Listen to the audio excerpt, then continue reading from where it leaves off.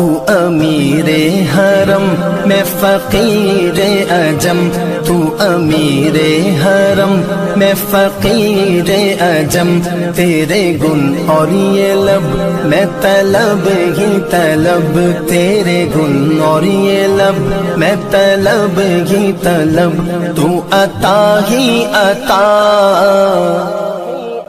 ہندوستان کے مشہور اور معروف قصبات میں خیر آباد اودھ ضلع سیتاپور کا شمار بھی علم و فضل کے اعتبار سے صف اول میں ہوتا ہے، اور یہ قصبہ ہمیشہ سے علماء صوفیاء کا مسکن رہا ہے، جس کی وجہ سے اس کا شمار سلسلۃ الذہب کی کڑی میں ہوتا رہا ہے۔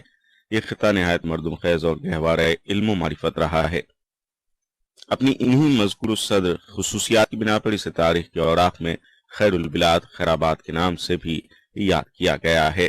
خیر آباد کی سرزمین پر سب سے پہلے جس بزرگ نے اسلام کی تعلیم عام کی، اس میں سب سے نمایاں نام حضرت یوسف خان غازی رحمۃ اللہ علیہ کا ہے۔ آپ کے بعد جس بزرگ کا نام نمایاں طور پر آتا ہے وہ حضرت مخدوم شیخ سعد الدین قدس سرہ رحمۃ اللہ علیہ کی ذات گرامی ہے۔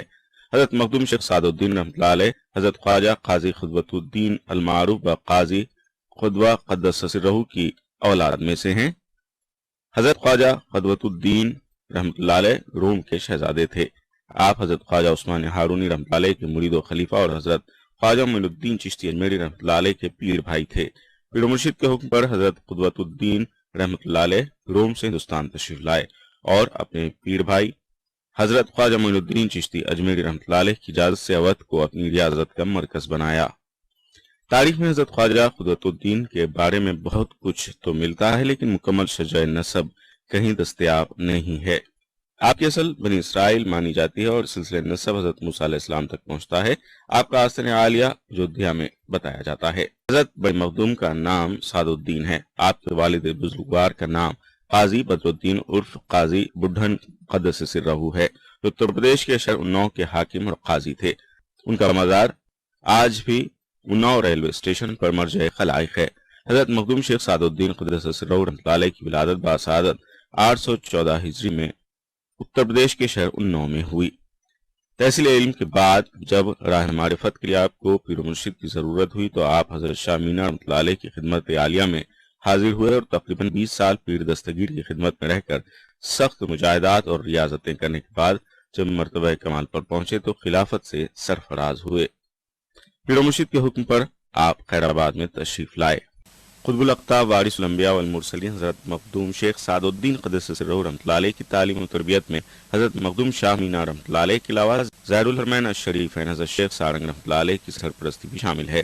حضرت شیخ سارنگ رحمۃ اللہ علیہ کا آستانہ مجگواں میں مرجع خلائق ہے۔ اس طرح سے حضرت مخدوم شیخ سعد الدین رحمۃ اللہ علیہ کی تعلیم و تربیت میں حضرت مخدوم شاہ مینا رحمۃ اللہ علیہ اور حضرت شیخ سارنگ رحمۃ اللہ علیہ جیسے عظیم المرتبہ شخصیتیں شامل تھیں۔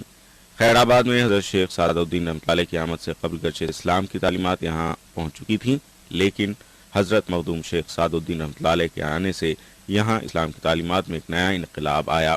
آپ نے اس سرزمین سے تقریباً 32 سال تک اسلام کی خدمت کی اور 108 سال کی عمر میں 16 ربیع الاول 922 ہجری کو آپ نے دنیا سے پردہ کیا۔ آپ نے اپنے عمل سے قرآن کی تعلیمات اور اسوہ رسول صلی اللہ علیہ وسلم کو قائم کیا اور انسانیت کی خدمت کو سب سے اہم فریضہ قرار دیا۔ یہی وجہ ہے کہ آپ کی حیات میں اور آپ کے پردہ کرنے کے بعد بھی آپ کے آستانے پر عقیدت مندوں کا ایک ہجوم دیکھنے کو ملتا ہے۔ صدر گیٹ سے مردوں کا داخلہ ہوتا ہے، جبکہ آستان کی شمال جانب جو گیٹ ہے اسے خواتین کے لیے مخصوص کیا گیا ہے۔ آستان عالیہ کی تعمیر میں مغل فن تعمیر کے ساتھ اودھ کی طرز تعمیر کا خاص عنصر غالب نظر آتا ہے۔ جب زائرین صدر گیٹ سے آستان عالیہ میں زیارت کے لیے حاضر ہوتے ہیں اور ان کی نگاہ بلند و بالا مقبرے پر پڑتی ہے اور لوگ زیارت سے سرفراز ہوتے ہیں تو یقین مانیے کہ دل کی بے چینیاں کافور ہو جاتی ہیں۔ درگاہ کیمپس میں آستان عالیہ سے متصل قدیم مسجد بھی ہے۔ اس کی تعمیر قدیم ہے۔ بتایا جاتا ہے کہ مسجد کی تعمیر حضرت مخدوم شیخ سعد الدین رحمۃ اللہ علیہ نے اپنے ہاتھوں سے کی تھی۔ زائرین آستان عالیہ پر حاضری دینے کے بعد کیمپس میں موجود دوسرے بزرگوں کے آستانوں پر بھی حاضری دیتے ہیں۔ اودھ میں سرزمین خیر آباد کا شمار صوفیہ کی سرزمین کے طور پر ہوتا ہے۔ اس سرزمین پر سب سے پہلے سید سالار مسعود غازی رحمۃ اللہ علیہ کے عزیز سید یوسف خان غازی رحمۃ اللہ علیہ رشد و ہدایت کا پیغام لے کر آئے تھے۔ سرزمین اودھ میں حضرت شیخ سارنگ رحمۃ اللہ علیہ، قطب العالم حضرت شاہ مینا رحمۃ اللہ علیہ کے بعد حضرت مخدوم شیخ سعد الدین رحمۃ اللہ علیہ کی تعلیم کا خاص مقام ہے۔ آپ نفس کشی کے لیے نئے طریقے آزماتے، تمام شب نماز میں مشغول رہتے، روزہ رکھتے اور انسانی خدمت کو عظیم فریضہ قرار دیتے۔ یہی وجہ ہے کہ آپ کے عقیدت مندوں میں تمام مذاہب کے لوگ شامل ہیں۔ آپ کی تعلیمات کا ہی ثمرہ ہے کہ آستان عالیہ پر ہمیں تہذیبوں کا سنگم دیکھنے کو ملتا ہے۔ قطب الاقطاب حضرت مخدوم شیخ سعد الدین رحمۃ اللہ علیہ نے راہ خدا میں جس طرح محنت شاقہ اور رنج برداشت فرمایا اور نفس کشی فرمائی، اس کو لکھنے کے لیے سینکڑوں دفتر چاہیے۔ حضرت مخدوم شیخ سعد الدین رحمۃ اللہ علیہ اپنے زہد و تقوی اور بزرگی کے لیے دور دور تک مشہور تھے۔ آپ کے ارادت مندوں میں عام لوگوں کے ساتھ سلاطین وقت بھی شامل تھے۔ حضرت مخدوم شیخ سعد الدین رحمۃ اللہ علیہ کی شخصیت کے ہمہ جہت پہلو تھے۔ آپ نے چشتیہ سلسلے کے عظیم المرتبت بزرگوں سے جو تعلیم پائی تھی، اس تعلیم کی روشنی میں نہ صرف آپ نے اسلامی تعلیمات کو عام کیا بلکہ انسانیت کی خدمت کا عظیم فریضہ انجام دیا۔ آج بھی آپ کے آستانے سے فیض کا دریا رواں ہے۔ ہندوستان کو صوفیہ کا ملک کہا جاتا ہے۔ اس ملک کا کوئی خطہ ایسا نہیں ہے جسے صوفیہ نے اپنی تعلیمات سے منور نہ کیا ہو۔ اتر پردیش کی سرزمین اودھ کو صوفیہ کی سرزمین کے نام سے جانا جاتا ہے۔ اس سرزمین پر اسلام کی تعلیمات کو عام کرنے میں اہل سلاسل کے بزرگوں نے نمایاں کردار ادا کیا ہے۔ حضرت شیخ سعد الدین اور بڑے مخدوم رحمۃ اللہ علیہ کے آستانے کی زیارت نہ کرے یہ کیسے ہو سکتا ہے؟ عام دنوں میں بھی ہمیں حضرت بڑے مخدوم رحمۃ اللہ علیہ کے آستانے کی زیارت کرنے والوں کی ایک بڑی تعداد دیکھنے کو ملتی ہے۔ حضرت بڑے مخدوم رحمۃ اللہ علیہ کے تعلق تصنیف و تعلیف سے بھی رہا ہے۔ آپ کے عہد میں خانقاہ عالیہ میں 5000 طلباء کی تعلیم کا انتظام کیا جاتا تھا، لیکن موجودہ دور میں یہ سلسلہ تقریباً مفقود سا ہو گیا ہے۔ سرزمین اودھ میں یوں تو اہل سلاسل کے بزرگوں نے اپنی تعلیمات سے اسلام کے دامن کو وسیع کیا ہے، لیکن ان میں چشتیہ سلسلے کے بزرگوں کی تعلیم کا خاص مقام ہے۔ حضرت مخدوم شیخ سعد الدین رحمۃ اللہ علیہ کی ذات اقدس خود میں ایک انجمن تھی۔ یہی وجہ ہے کہ طالبان حق آپ کی خانقاہ میں ملک و بیرون ملک سے دیوانہ وار کھینچے چلے آتے تھے۔ سرزمین اودھ میں حضرت مخدوم شیخ سعد الدین رحمۃ اللہ علیہ کے آستانے کو صلح کل کی تعلیم ایک بڑے مرکز کے طور پر دیکھا جاتا ہے۔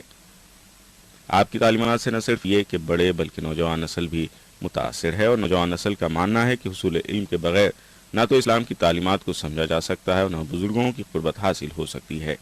حضرت مخدوم شیخ سعد الدین رحمۃ اللہ علیہ کے آستانے پر ہر روز بعد نماز عصر درس ہوتا ہے۔ درس میں بڑی تعداد میں لوگ شرکت کرتے ہیں اور اسلامی تعلیمات سے روشناس ہوتے ہیں۔ درس میں درس قرآن کے ساتھ حدیث، فقہ اور صوفیہ کی تعلیم پر بھی تفصیل سے روشنی ڈالی جاتی ہے۔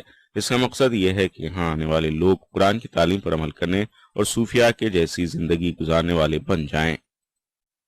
جب انسان اللہ کے راستے پر چلنے والا بن جائے گا تو اس سے نہ صرف دنیا میں امن و سکون قائم ہوگا بلکہ انسانیت کا بھی سر بلند ہوگا۔